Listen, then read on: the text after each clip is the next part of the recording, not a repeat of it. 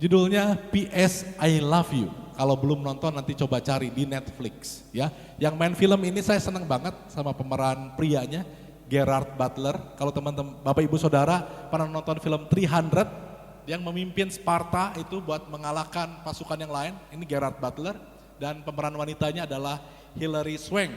Nah, kurang lebih kisahnya seperti apa PS I Love You ini.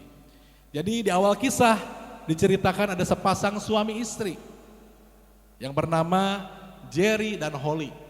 Ya, kalau Jerry dan Tom itu Tom and Jerry ya, film kartun. Jerry dan Holly. Mereka bertemu pertama kali waktu liburan di Irlandia, diceritakan dalam film ini. Dan saling jatuh cinta. Waktu saling jatuh cinta nggak perlu waktu lama, akhirnya mereka berkomitmen untuk menjadi sepasang suami istri. Namun tiba-tiba dalam perjalanan kisah cinta mereka, dalam sebuah kisah pernikahan mereka, sebuah tragedi terjadi Bapak Ibu Saudara. Sang pria, sang kepala keluarga Jerry, diceritakan dia sakit. Dia dapat diagnosa dari dokter bahwa sakitnya adalah terminal illness. Dia sakit yang mematikan dan waktunya nggak lama lagi. Tapi cerita itu dia simpan sendiri ya. Dia simpan sendiri dan kemudian nggak berapa lama, setelah beberapa waktu berjalan dia coba bertahan dengan sakitnya. Tapi satu hal yang dia tahu pasti bahwa dia akan meninggal dalam waktu yang nggak terlalu lama. Dan benar kemudian Jerry meninggal. Nah hal ini membuat si istrinya Holly ini merasa kehilangan. Dan dia mulai kehilangan arti kehidupan. Dia merasa sangat lemah, dia merasa sendirian, dia merasa pokoknya sedih sekali. Tetapi Bapak Ibu Saudara, ternyata sebelum meninggal diceritakan dalam film ini, Jerry ini karena dia tahu waktunya gak lama lagi, Jerry merancang ya, untuk hadiah-hadiah. Jadi walaupun dia sudah meninggal, titipkan sama temannya yang dia bisa percayai, setiap ulang tahun atau hari wedding anniversary mereka, ada hadiah yang sudah dipersiapkan oleh Jerry ini di masa hidupnya. Dan selalu dalam hadiahnya ada satu surat yang ditulis oleh si Jerry. Dan dalam suratnya semuanya diakhiri dengan kata PS I love you. PS I love you itu kalau misalkan di bahasa Indonesia kurang lebih kalau ngirim surat di akhirnya ada kata-kata apa? Dengan hormat ya, wassalam gitu ya. Pokoknya ada kata-kata terakhir, salam sayang selalu, kurang lebih kayak gitu. Nah PS I love you ini bicara tentang ya satu pesan bahwa dalam semua yang dia kasih ke istrinya Holly, dalam semua yang dia tulis di suratnya, ujung-ujungnya dia mau sampaikan pada Holly bahwa I love you, bahwa dia selalu mengasihi Holly. Dan ini dilakukan setiap waktu, setiap saat. Dan ini diberlakukan secara konstan. Jadi setiap momen bahagia, setiap ada wedding anniversary, setiap ada ulang tahun dari si Holly ini, dia akan dapat hadiah dan dia terima. Ketika Holly yang merasa sendirian ini mulai terima hadiah dari sang suami yang sudah meninggal namanya Jerry. Dia mulai merasa sebuah sukacita, dia mulai menata kehidupannya kembali. Dia menemukan sebuah harapan, dia menemukan pemulihan, tujuan hidupnya kembali. Ya singkat cerita, dia tadinya depresi, ketika dapetin surat itu setiap saat dia sadar bahwa ya oke, fisiknya udah meninggal, orangnya udah gak ada, tetapi dia ternyata sudah mempersiapkan hal-hal yang terbaik, surat-surat terbaik, surat cinta yang terbaik yang disiapkan setiap waktu, setiap saat untuk memberikan sebuah kesan bahwa Jerry yang sang suami gak pernah meninggalkan Holly sendirian. Bapak Ibu Saudara, itu film ya, itu film PS I Love You. Tetapi dalam fakta kita, dalam kehidupan kita sebenarnya sebagai anak-anak Tuhan, sebetulnya setiap waktu, setiap saat Tuhan selalu berkata, I love you. Ada sebuah pesan yang Tuhan selalu sampaikan dalam kehidupan saya dan kehidupan saudara. Dalam setiap momen kehidupan. Waktu pertalite tiba-tiba jam 9:30 ya waktu itu. Itu jam setengah 2:30 itu saya lupa lah, pokoknya tiba-tiba di siang-siang hari ya, 2:30 ya, 2:30 tiba-tiba pertalite naik jadi 10.000. Yang lain naik. Saya mau katakan Tuhan tetap berpesan, PS I love you. Walaupun keadaan dunia kelihatannya semakin buruk, banyak hal-hal yang kemudian menjadi beban-beban di kemudian hari. Waktu saya terima surat dari sekolah tahun depan, waktu anak saya Nadine akan masuk ke SD, bayarannya berapa? Bayarannya mahal. Saya mau tetap percaya, Tuhan berkata, I love you. Tuhan berkata, aku mengasihimu setiap waktu, setiap saat. Berapa banyak percaya bahwa Tuhan selalu ada dalam kehidupan kita. Boleh berikan tepuk tangan buat Tuhan kita yang luar biasa. Boleh next. Nah, PS I love you itu artinya apa? Kata PS itu adalah singkatan dari postscript. Ya. Artinya sesuatu yang ditulis setelah hal-hal yang lain ditulis. Oke, next. Nah, ini contohnya. Jadi apa yang ditulis sama si Jerry ini? Ya, waktu Holly ulang tahun dia tulis, dia kasih hadiah, dia kirimin hadiah, tentunya bukan dia yang kirim, ngeri banget. Kalau dari kuburan tiba-tiba dia kirim hadiah, tapi dia udah percayakan sama temannya. Dan ada surat, Holly, you don't need my stuff to remember me. Kamu gak usah pakai barang-barang saya buat ingat saya selalu, dia bilang gitu. You don't need to wear my old sweatshirt. Gak usah pakai sweater saya, supaya kamu terus ingat saya, gak usah katanya. So here's a list of all my things and where I want them sent. Dia katakan ada benda-benda, ada hadiah-hadiah yang saya sudah persiapkan buat kamu. Ya, percayalah bahwa saya mengasihi kamu. Dan kata di bawahnya selalu diakhiri dengan PS, I love you. Ya, postscript, I love you. Akhir kata, saya mau bilang, I love you. Itu yang dilakukan oleh si Jerry, Bapak Ibu Saudara. Lanjut. Kita akan mulai dari 1 Yohanes 4 ayat 7 sampai dengan ayatnya ke-21. Ini bagian firman Tuhan yang akan kita bahas di hari ini. 1 Yohanes 4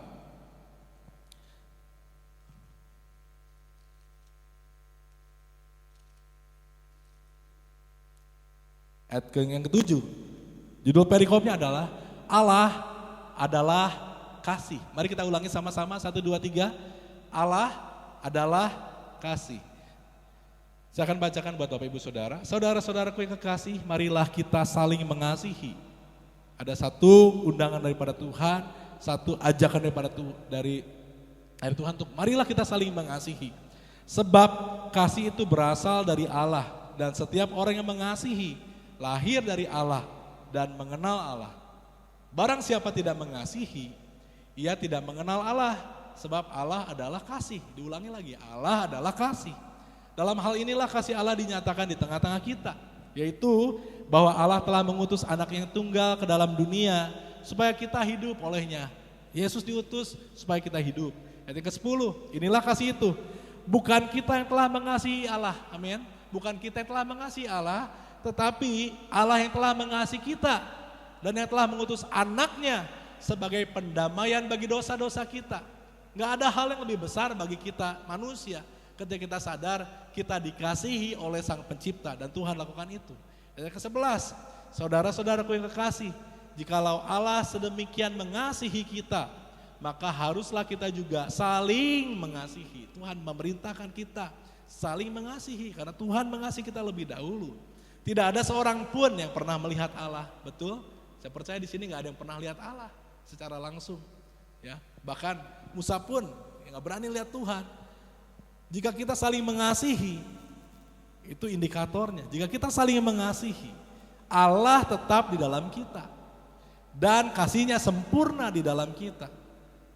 Demikianlah kita ketahui bahwa kita tetap berada di dalam Allah dan Dia di dalam kita.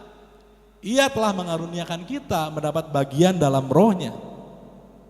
Dan kami telah melihat dan bersaksi bahwa Bapa telah mengutus anaknya menjadi juru selamat dunia. Barang siapa mengaku bahwa Yesus adalah anak Allah, Allah tetap berada di dalam dia, dalam orang itu. Dan dia di dalam Allah. Ayat yang ke-16, kita telah mengenal dan telah percaya akan kasih Allah kepada kita. Amin. Berapa banyak yang merasa dikasihi Tuhan? Haleluya. Dalam hal inilah kasih Allah sempurna di dalam kita, yaitu kalau kita mempunyai keberanian percaya pada hari penghakiman, karena sama seperti Dia, kita juga ada di dalam dunia ini. Di dalam kasih tidak ada ketakutan. Kasih yang sempurna melenyapkan ketakutan. Sebab ketakutan mengandung hukuman, dan barang siapa takut, ia tidak sempurna di dalam kasih. Ke-19, kita mengasihi karena Allah, balik lagi dimulai, karena Allah lebih dahulu mengasihi kita. Jikalau seorang berkata, aku mengasihi Allah dan ia membenci saudaranya, maka ia adalah pendusta. Karena barang siapa tidak mengasihi saudaranya yang dilihatnya, tidak mungkin mengasihi Allah yang tidak dilihatnya. Dan yang terakhir, perintah ini kita terima dari Dia. Barang siapa mengasihi Allah, ia harus juga mengasihi saudaranya. Dari firman Tuhan ini dimulai dengan sebuah tema, Bapak Ibu Saudara. Allah adalah kasih. Itu sumber yang perlu kita pegang. Kalau kita menyembah Tuhan yang namanya Yesus Kristus, kita menyembah Tuhan setiap waktu, setiap saat, setiap minggu kita beribadah. Sadarilah bahwa Allah adalah kasih. Dan kasih adalah karakter Tuhan, amin. Kasih adalah karakter Tuhan. Dikatakan ciri-ciri waktu Allah ada di tengah-tengah kita, walaupun kita gak bisa lihat Allah, yaitu ketika kasih itu ada di antara kita. Setiap hari Tuhan menyatakan kasihnya kepada kita. Dan Dia berkata, P.S. I love you. Untuk mengerti Tuhan, next. To understand God, untuk mengerti Bapa, we need to understand His character. Kita perlu untuk mengerti karakternya Tuhan, yaitu kasih. Mari sama-sama katakan kasih. 1, 2, 3. Kasih, karakter Tuhan itu kasih. Ya. Dan mari kita lihat Bapak Ibu Saudara. Ayat ke-9 tadi, 1 Yohanes 4, ayat ke-9. Dalam hal inilah kasih Allah dinyatakan di tengah-tengah kita. Yaitu bahwa Allah telah mengutus anaknya yang tunggal ke dalam dunia supaya kita hidup olehnya. Inilah kasih itu, bukan kita yang telah mengasihi Allah, tetapi Allah yang telah mengasihi kita dan yang telah mengutus anaknya sebagai pendamaian bagi dosa-dosa kita. Next, pertanyaannya buat setiap kita, apa yang bisa dijelaskan oleh kasih Bapak Saudara? Apa yang bisa dijelaskan oleh kasihnya Tuhan? Yang pertama, kasih itu bisa menjelaskan kenapa Tuhan menciptakan kita. Ya. Kenapa Tuhan menciptakan kita? Kasih bisa menjelaskan alasan Tuhan menciptakan kita. Alasan Tuhan untuk menciptakan kita dimulai dengan sebuah kata, yaitu kasih. Ya. Untuk mengasihi, itu tujuan Tuhan. Saat dunia dan isinya sudah tercipta, kalau dalam kitab Kejadian Bapak Ibu Saudara, semua dunia isinya sudah tercipta. Tuhan merasa ada sesuatu yang kurang. Ya, dan Dia merasa alangkah baiknya kalau kita menciptakan manusia menurut gambar dan rupa kita. Dan Dia menciptakan manusia segambar, serupa, imago Dei, sesuai dengan gambarnya Tuhan. Dan ketika Tuhan menciptakan manusia, Tuhan menciptakan dengan sebuah kasih. Dia membentuk dari debu tanah, diciptakanlah manusia segambar dan serupa, lalu dihembuskanlah nafasnya kepada hidup manusia. Dan manusia punya nafasnya Tuhan dalam kehidupannya. Dan Tuhan juga kemudian berkata, tidak baik manusia sendirian saja, lalu diciptakanlah, diambil dari rusuknya Adam, seorang wanita menjadi pendampingnya. Tuhan ketika Dia menciptakan kita, Dia memulai dengan sebuah kasih. Tuhan tidak bisa mengasihi dirinya sendiri, tetapi Tuhan rindu ya ada ciptaannya yang segambar dan serupa dengan Dia, yang Dia bisa kasihi, yang Dia bisa limpahkan kasih sayangnya, karena Allah karakternya adalah kasih. Dan saudara, mari kita bayangkan waktu itu ketika Tuhan sudah menciptakan Adam dan Hawa dan kemudian mereka hidup.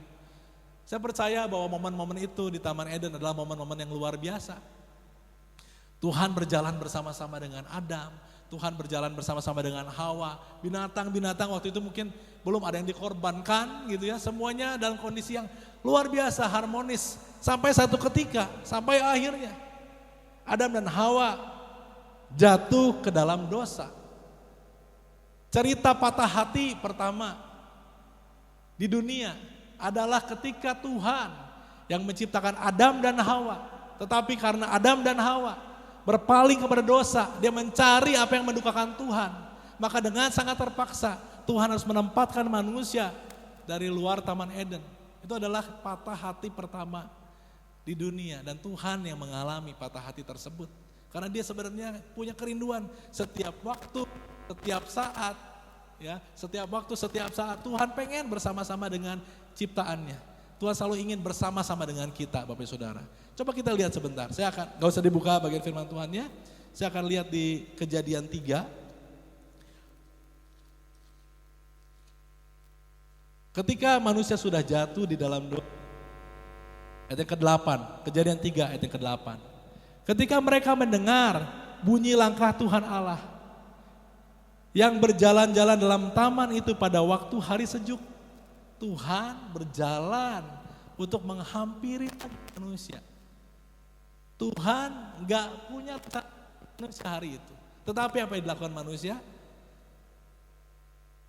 Bersembunyilah manusia dan istrinya itu terhadap Tuhan Allah di antara pohon-pohonan dalam taman. Kalau kita lihat kasih Tuhan begitu besar. Tuhan mengejar manusia. Dia ingin kasihnya melingkupi Adam dan Hawa. Tetapi yang kita lihat dalam bagian ini, Adam dan Hawa malah sembunyi. Tetapi Tuhan Allah memanggil manusia itu dan berfirman kepadanya, "Di manakah engkau?"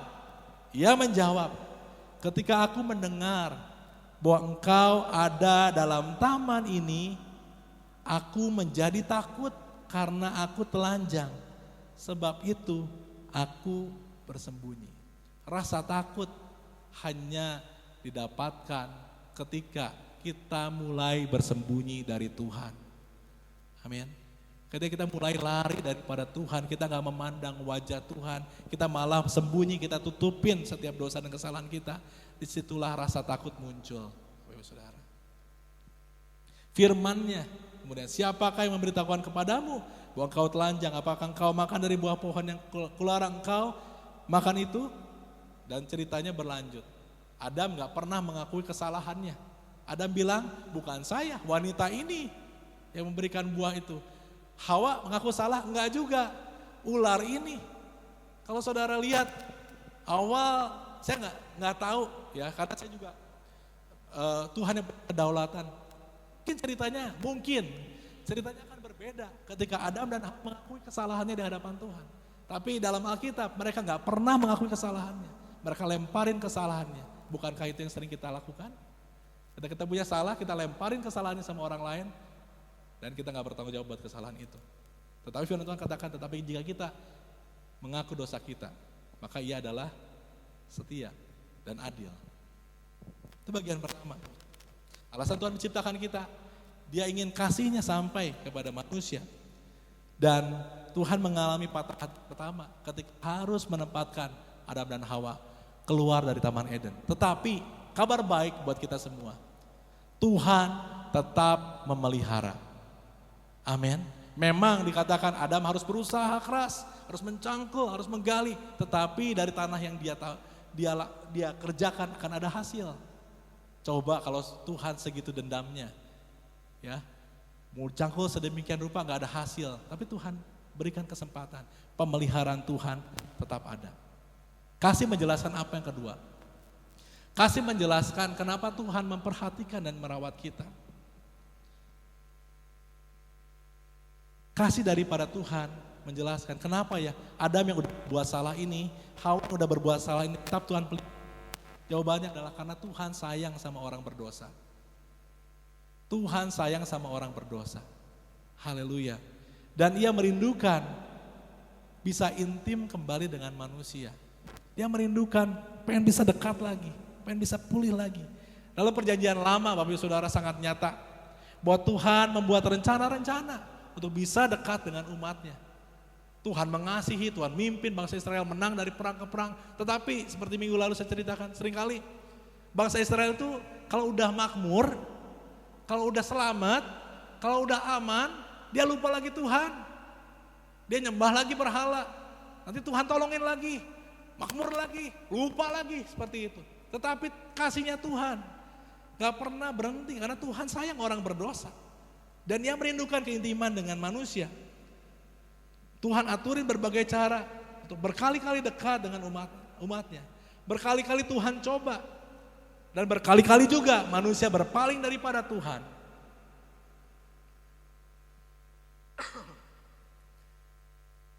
Bahkan di dalam Roma 5 ayat 20 dikatakan, Roma 5 ayat yang ke-20.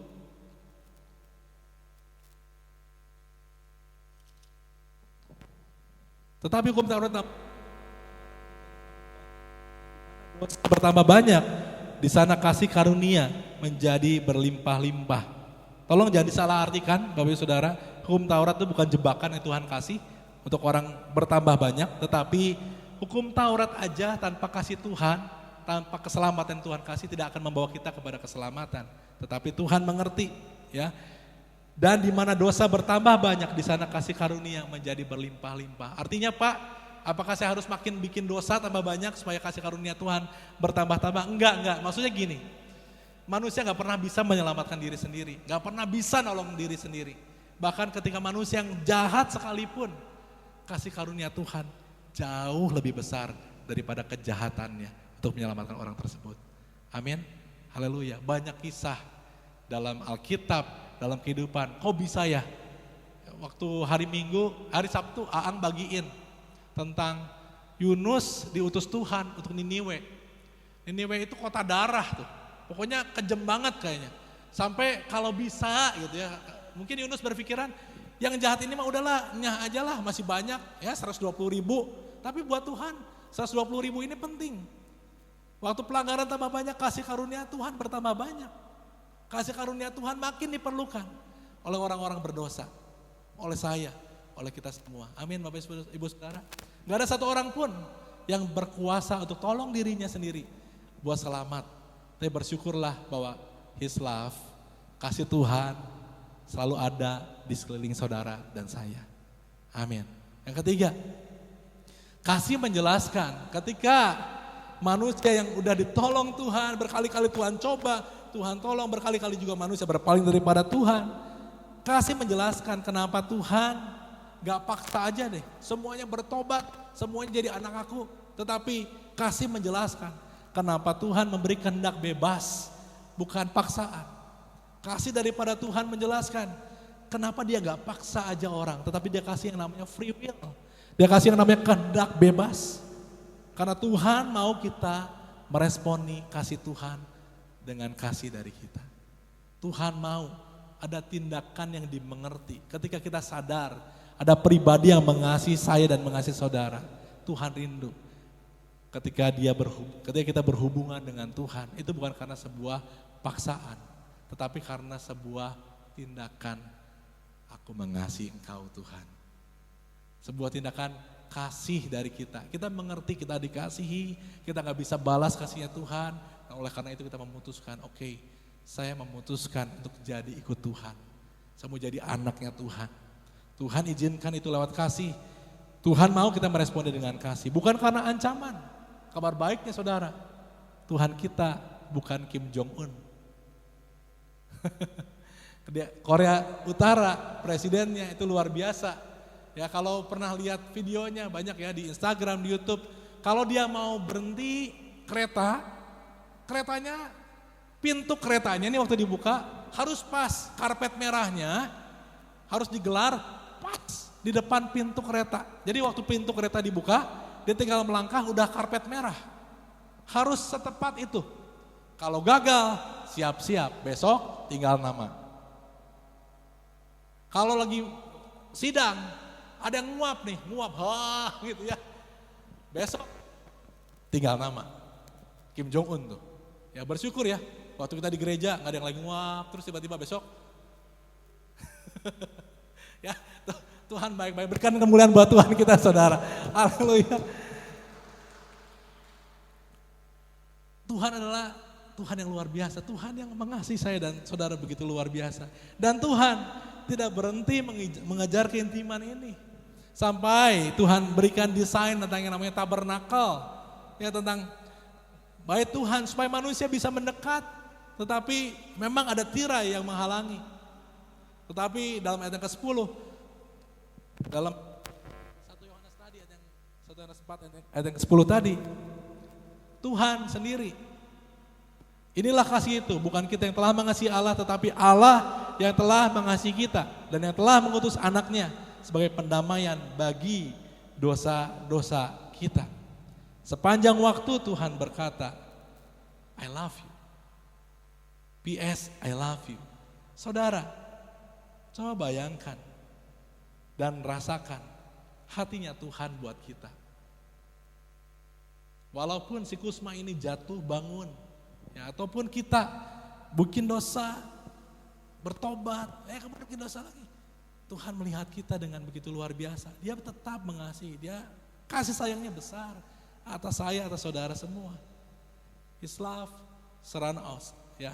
Kasihnya selalu mengelilingi kita.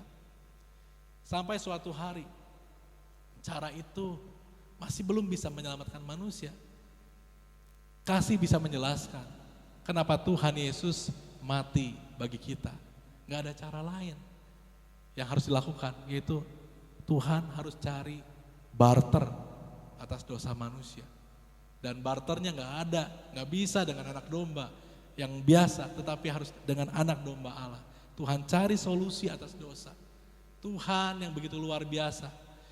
Inilah kasih itu, balik lagi ayat yang ke-10. Bukan kita yang telah mengasihi Allah, tetapi Allah yang telah mengasihi kita dan yang telah mengutus anaknya sebagai pendamaian bagi dosa-dosa kita. Saudara, gak pernah ada satu orang pun yang benar-benar sehat kecuali sakit menukar anak buat sesuatu yang menurut dia perlu. Tetapi banyak di Indonesia, di beberapa daerah, jual anak untuk dapetin uang, iya kan?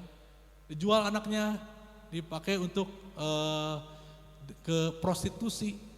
Itu begitu luar biasa di beberapa daerah. Mereka nggak punya kasih, tetapi orang tua yang normal, ya. Siapa di sini yang normal? Normal semua. Orang tua yang normal, dia nggak akan izinin. James sini berdiri, sini James. Sini.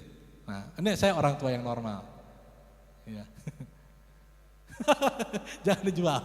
Nah, orang tua yang normal. Menurut Bapak Ibu Saudara, bajunya James cukup pas? Pas ya? Celananya cukup pas? Sepatunya? Ini sepatu bapaknya. Ya.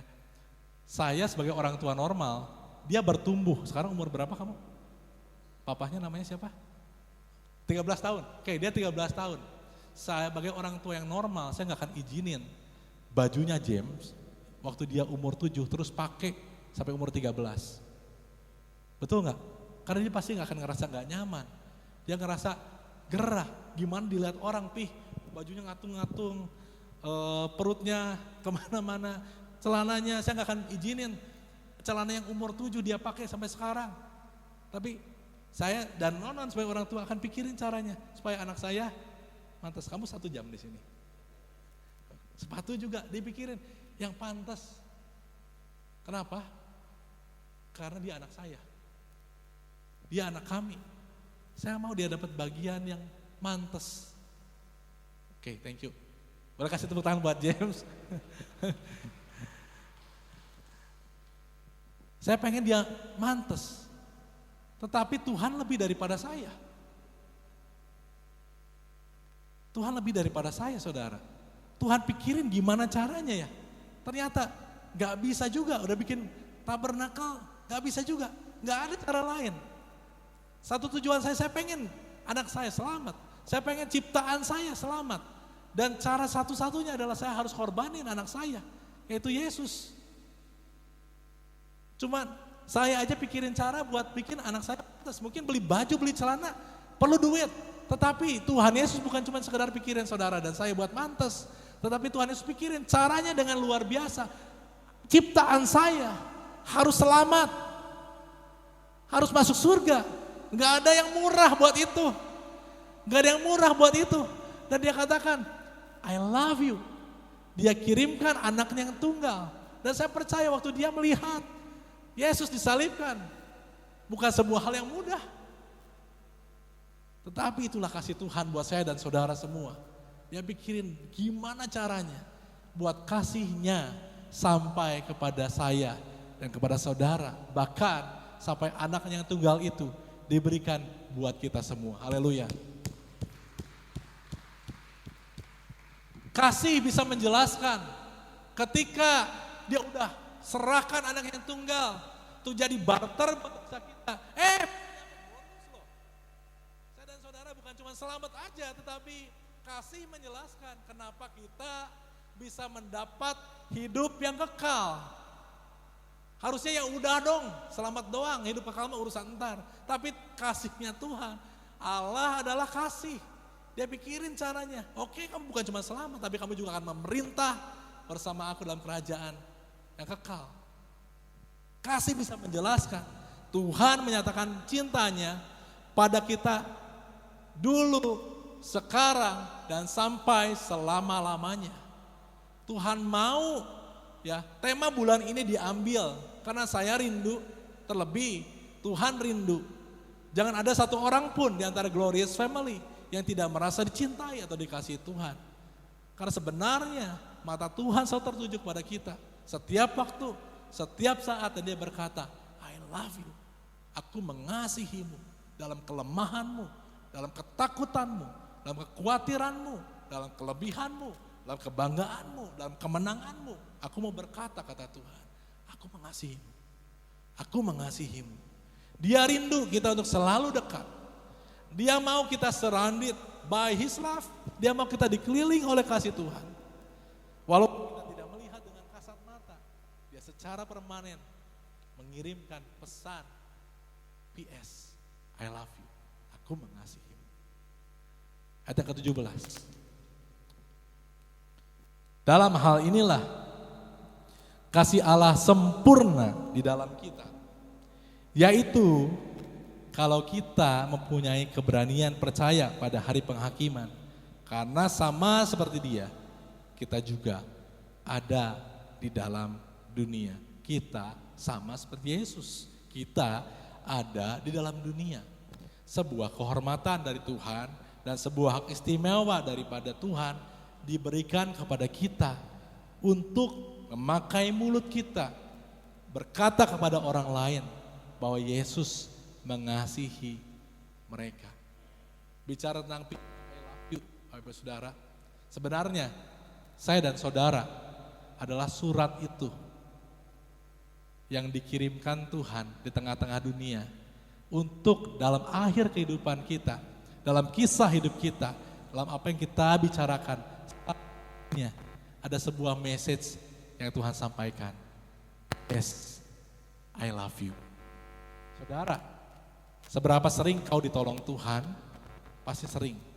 Tapi seberapa sering mulut saya dan saudara menceritakan tentang kasih Tuhan? Seberapa sering hidup kita dipakai sebagai sebuah etalase kasihnya Tuhan ke dunia? Dunia gak butuh dogma, Bapak Ibu Saudara. Teologi bagus, saya tidak menyalahkan teologi, bagus, perlu ilmu, perlu. Tetapi dunia juga butuh praktek. Dunia juga butuh tindakan nyata dari anak-anak Tuhan tentang kasih itu. Dunia lebih lihat apa yang nyata daripada apa yang menjadi kata-kata. Kata-kata penting, tetapi tanpa tindakan enggak akan kerasa efeknya. Tuhan mau kita semua menjadi displaynya Tuhan. Kita adalah surat Tuhan kepada dunia dengan sebuah pesan, PS, I love you. Kerinduan Tuhan adalah sebuah keintiman. Oke, next. Dan ini pesan buat kita semua. Tadi pagi dapetin di grup GPP Gloria. Ayat ini bagus sekali. Ya, ayat ini bagus sekali. Pasti sering dibaca. Tetapi karena sering dibaca, kecepatan bacanya. Tapi mari yuk, ketika dapetin firman Tuhan, jangan cuma sekedar baca atau hafal, tapi mari kunyah. Mari mengunyah pelan-pelan firman Tuhan ini. Ya, kita akan baca bagian firman Tuhan ini bareng-bareng. Yesaya 46 ayatnya yang keempat. Oke, kita bisa baca sama-sama ya. Yang kompak, 1, 2, 3. Sampai masa tuamu, aku tetap dia. Dan sampai masa putihmu, aku menggendong kamu. Aku telah melakukannya dan mau menanggung kamu terus. Aku mau memikul kamu dan menyelamatkan kamu. Haleluya. Pastor, itu firman Tuhannya buat orang tua aja. Enggak. Enggak dong. Kita enggak pernah tahu waktunya kita kapan. Firman Tuhan jelas katakan, sampai masa tuamu, aku tetap dia. Dia Tuhan yang sama, yang menolong kita. Dia Tuhan yang sama yang menolong hamba-hamba Tuhan di masa-masa yang lalu. Dia Tuhan yang hidup. Dan sampai masa putih rambutmu, dikatakan aku menggendong kamu. Ada di sini yang masih suka gendong-gendongan suami istri? Atau Pak berat. Oke. Aku menggendong. Menggendong itu biasanya buat siapa? Buat, saya masih suka gendong Nadine, anak bungsu. Karena ya masih masih keangkat. Tapi kalau buat James, ntar dulu, dia yang harus gendong saya. Nah, terlalu berat. Ya karena, ya saudara kalau gendong yang punya cucu, pasti senang gendong cucu. Gendong-gendong cucu, jadi ingat lagi tentang dulu punya anak. Wah sayang banget. Waktu gendong gak ada orang yang gendong sambil marah-marah. Tapi yang umum ini orang gendong sambil dengan rasa sayang. Dilihat kamu udah gede, ini kasep kamu teh, ini gelis, luar biasa. Dipandangnya dengan penuh kasih, sambil dilempar-lempar gini kan. Oh gitu, gak mungkin lempar, tinggalin gitu kan. Digendong-gendong, karena sangat sayang. Sebuah keintiman Tuhan, katakan. Sampai masa putih rambutmu. Ini bayangin saudara, kita semua digendong Tuhan. Dan matanya Tuhan memandang kita dengan penuh kasih dan sayang. I love you. Aku mengasihimu. Kenapa capek, lelah, berat hidupmu. Tuhan gendong. Dan Tuhan bilang, aku mengasihimu. Engkau gak sendirian. Engkau gak sendirian. Aku telah melakukannya buat kamu. Aku udah lakuin buat kamu. Dan mau menanggung kamu terus. Itu bicara konsistennya Tuhan. Itulah kasih Tuhan yang melindungi kita. Dan mau menanggung kamu terus. Jangan takut sendirian. Aku nanggung kamu terus. Silakan pemain musik. Aku bersama dengan kamu setiap waktu. Aku tanggung kamu terus. Kini masa-masa tua seringkali kita merasa sendirian. Kita merasa gak dipedulikan. Tapi hari ini Tuhan bilang, aku mau menanggung kamu terus. Ternyata masalah sendirian ini juga bukan masalah orang tua aja, saudara. Beberapa tahun yang lalu ada sebuah kabar yang mengagetkan di Singapura. Ada anak kelas 7 loncat dari apartemennya. Dan ada orang-orang yang memperhatikan ketika ibunya berlari. Ternyata anak ini stres, nilainya jelek di sekolah. Dia pengen nyenengin orang tuanya. Mamanya lari sama dia dan mamanya peluk anak ini dan terus bilang, kamu gak harus kejar 80, Tuhan minta 70. Kejadian nyata. Mamanya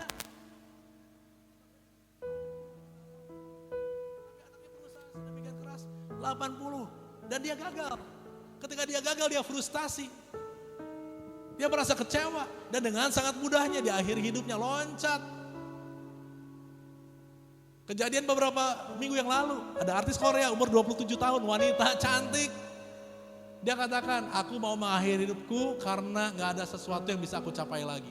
27 tahun, dia bilang gak ada sesuatu yang aku capai lagi. Aku udah gak memiliki gairah buat hidup. Dia katakan seperti itu.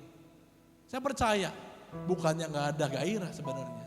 Dia kehilangan harapan. Dia merasa sendirian. Dia merasa bahwa hidupnya tidak diperhatikan. Tetapi hari ini saya rindu. Glorious Family, nikmati dan dapatkan. Sampai masa tuamu aku tetap dia. Dan sampai masa putih rambutmu aku menggendong kamu. Aku telah melakukannya dan mau menanggung kamu terus. Aku mau memikul kamu. Kata pikul itu bukan kata jinjing Bapak Ibu Saudara. Kalau ini namanya ditenteng. Kenapa? Ringan. Ini ditenteng. Atau ada yang ini dijinjing. Tetapi kata memikul dipakai, kenapa? Karena berat. Apalagi saya. Karena berat, aku mau memikul kamu. Berat, gak gampang, tapi Tuhan mau memikul kamu. Dan menyelamatkan kamu. Mari berikan tepuk tangan buat Tuhan yang luar biasa. Firman Tuhan selesai dibagikan Bapak Ibu Saudara.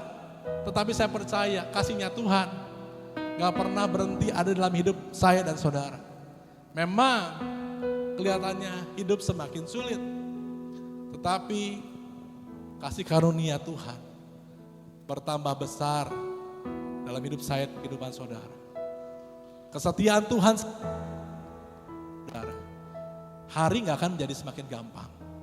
Tetapi dia tetap Tuhan. Dia tetap Tuhan.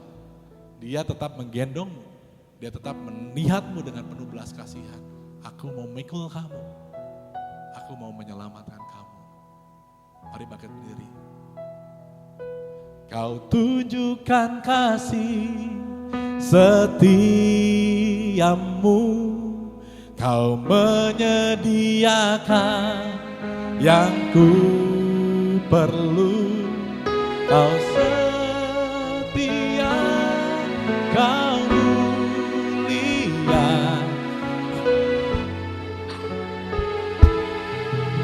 Kau tunjukkan kasih setiamu Tuhan. Kau tunjukkan kasih setiamu.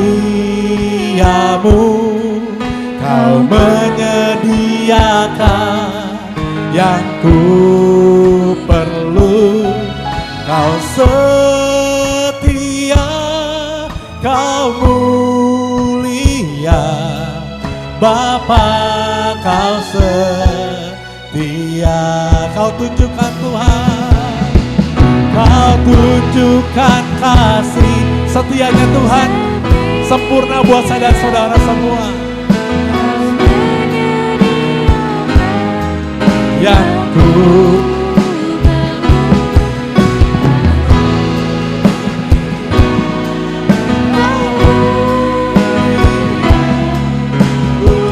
sekarang dan selamanya. Kau tunjukkan kasih setia. Kau menyediakan yang kami perlukan Tuhan.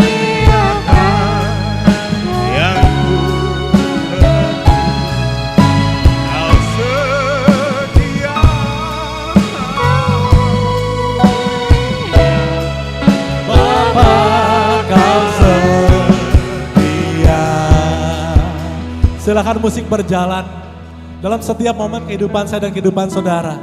Apapun yang saya dan saudara sedang alami hari-hari ini, di akhir ada sebuah pesan daripada Tuhan yang tetap mengatakan Jesus loves you. Yesus mengasihimu. Yesus mau ada buatmu. Yesus mau ada buat saya.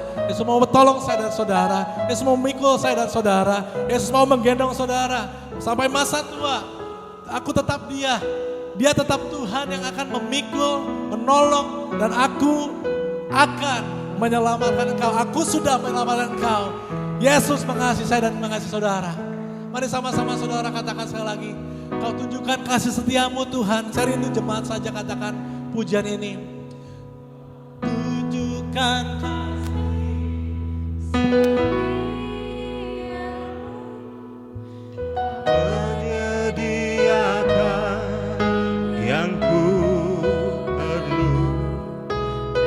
setiamu.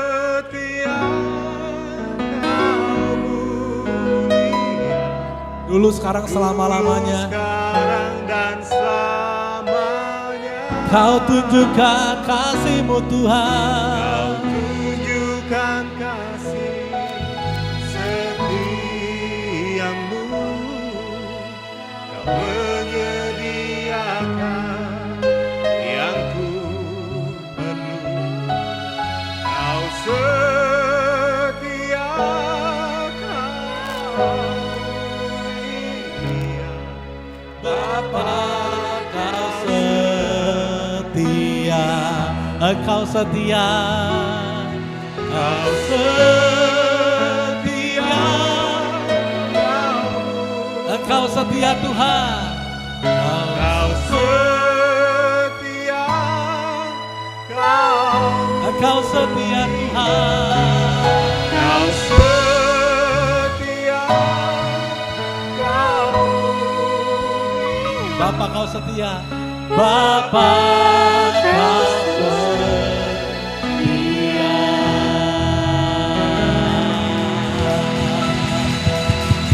Oh haleluya.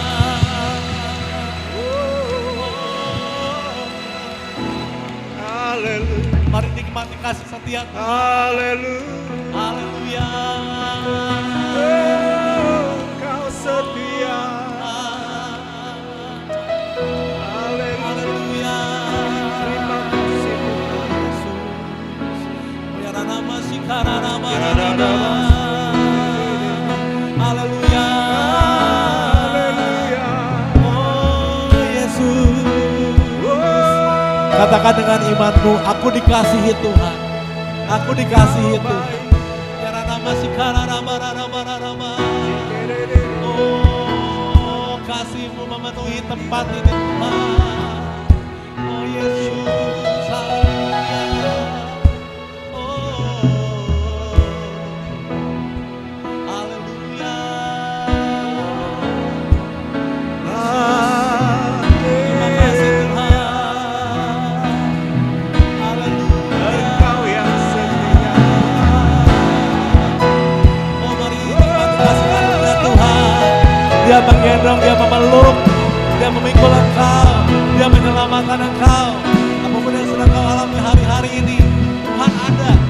Kasih sekian yang besar melimpah. Haleluya Yesus Tuhan. Haleluya. Terima kasih Tuhan. Haleluya. Terima kasih Tuhan. Haleluya.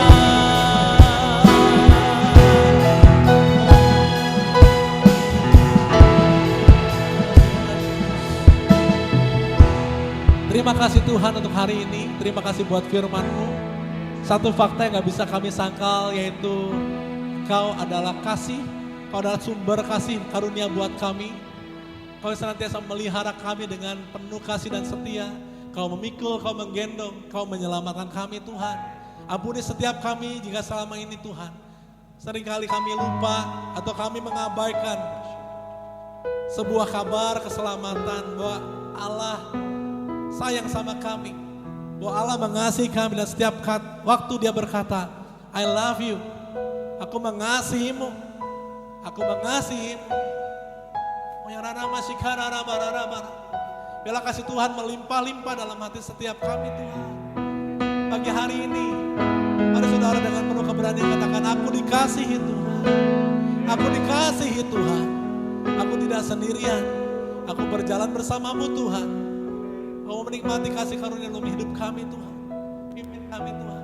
Gendong kami keluar Engkau. Kami gak sanggup, tapi kami punya Tuhan yang besar. Yang bisa melakukan hal-hal yang jauh lebih besar daripada kami pikirkan. Dan kami bayangkan Tuhan. Ini hidup kami. Dan kami juga adalah suratan terbuka. Buat dunia.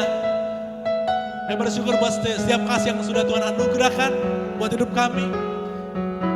Menjadi sebuah kebanggaan dan kehormatan. Ketika kami boleh berkata tentang Engkau. Tentang kebaikan-Mu. Tentang kemurahan-Mu. Hidup kami memancarkan kasih-Mu Tuhan. Dan biarlah Tuhan yang memampukan kami. Tuhan yang menguasai hidup kami sepenuhnya. Kami rindu dipakai oleh-Mu Tuhan. Kami berdoa ada jiwa-jiwa yang dimenangkan. Lewat kesaksian dan kehidupan anak-anak Tuhan di tempat ini. Glorious Family bukan jadi jemaat yang menang buat dirinya sendiri. Dan menjadi jemaat yang memenangkan jiwa-jiwa buat Tuhan. Yang percaya di dalam nama Tuhan Yesus. Kemampuannya datang daripada Tuhan. Kuasanya datang daripada Tuhan. Kami melangkah dengan iman. Kepala tegak karena kami tahu Tuhan yang berjalan bersama dengan kami. Kami percaya dimanapun kami berada, di tengah-tengah keluarga kami, lingkungan kami, dimanapun kami ada. Orang-orang boleh merasakan kasih Tuhan. Ini kami Tuhan, hidup kami gak sama lagi. kami serahkan seluruh hidup kami dalam tangan Tuhan. Terima kasih Bapa yang baik. Terima kasih buat hari ini. Kau hadir, Kau berbicara, Kau menjamah, Kau melawat setiap kami. Dan kami akan bawa kabar baik itu pulang di tempat ini, dimanapun kami berada Tuhan. Berkati seluruh keluarga kami, profesi anak-anak-Mu Tuhan, yang percaya dalam tangan Tuhan yang hidup, tangan Tuhan yang sempurna. Berkati semua yang sudah melayani di pagi hari ini, baik WL, singers, pemusik, operator multimedia, mereka yang juga beribadah online. Tuhan berkati satu persatu. Yang percaya kami adalah anak-Mu, kami adalah milik-Mu, dan mari terima berkat daripada Tuhan. Terimalah berkat dari Allah Bapa, kasih daripada Tuhan Yesus Kristus yang sudah berkorban buat saudara dan saya, serta persekutuan yang intim, yang manis dan indah, beserta dengan Roh Kudus-Nya, menyertai kita dari hari ini sampai Tuhan Yesus datang kedua kali. Semua orang yang bersyukur dan percaya, sama-sama kita katakan, amin, haleluya, Jesus loves you. Sampai jumpa lagi minggu depan saudara, Tuhan Yesus memberkati.